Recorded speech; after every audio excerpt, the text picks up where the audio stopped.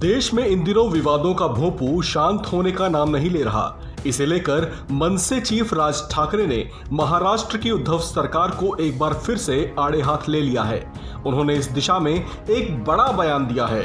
उन्होंने एक तरह से चेतावनी भरे लहजे में कह दिया है कि 3 मई तक अगर मस्जिदों से लाउड स्पीकर नहीं हटाए जाते तो ठीक नहीं होगा। अपने एक बयान में उन्होंने देश भर के लोगों से आह्वान किया है कि वे तैयार रहें ताकि मांग पूरी न होने पर जैसे को तैसा जवाब दिया जा सके। उन्होंने कहा कि सुप्रीम कोर्ट के आदेश का पालन हर हाल में होना ही चाहिए। गौरतलब है कि राज ठाकरे 1 मई को औरंगाबाद में एक बड़ी रैली करने जा रहे हैं। बताया जा रहा है कि इस रैली में वे लाउड स्पीकर विवाद को लेकर कोई बड़ी बात कह सकते हैं, क्योंकि उस रैली से पहले ही वे इस मुद्दे पर बेहद आक्रामक दिखाई दे रहे हैं। वहीं इस पर वे लोगों से एकजुट हो जाने की भी बात कह रहे हैं। उन्होंने मस्जिद की मीनारों से लाउड स्पीकर हटाने के लिए 3 मई तक का अल्टीमेटम दिया है। उससे पहले 1 मई को ही उनकी रैली होने वाली है, जिसकी तैयारियां पूरे जोर शोर से जारी हैं। इस रैली में बड़ी संख्या में लोगों के जुटने की संभावना है।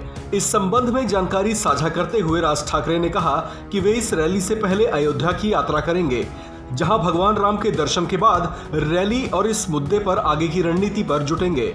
उन्होंने संकेतों में साफ किया है कि अगर उनकी मांगें पूरी नहीं होती तो उग्र तरीका भी अपनाया जा सकता है।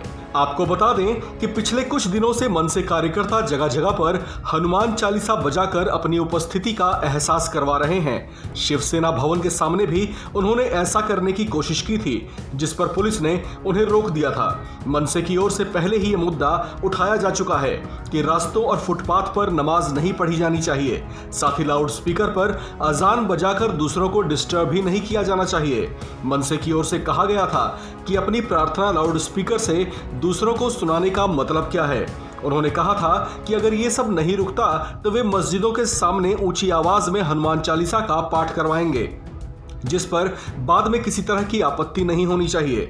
अपने एक बयान में राज ठाकरे ने रविवार को कहा कि लाउड स्पीकर बजाने के लिए कुछ नियम होते हैं। रैलियों में लाउड स्पीकर के लिए परमिशन लेनी पड़ती है, जबकि अजान रोज 5-5 बार लाउड स्पीकर से की जाती है। उस पर नियमों की अनदेखी नहीं होनी चाहिए। गौरतलब है कि इस मुद्दे पर राज ठाकरे उद्धव सरकार को भी घेरते रहे हैं, जिस पर दोनों ओर से नेताओं का वार पलटवार भी जारी है।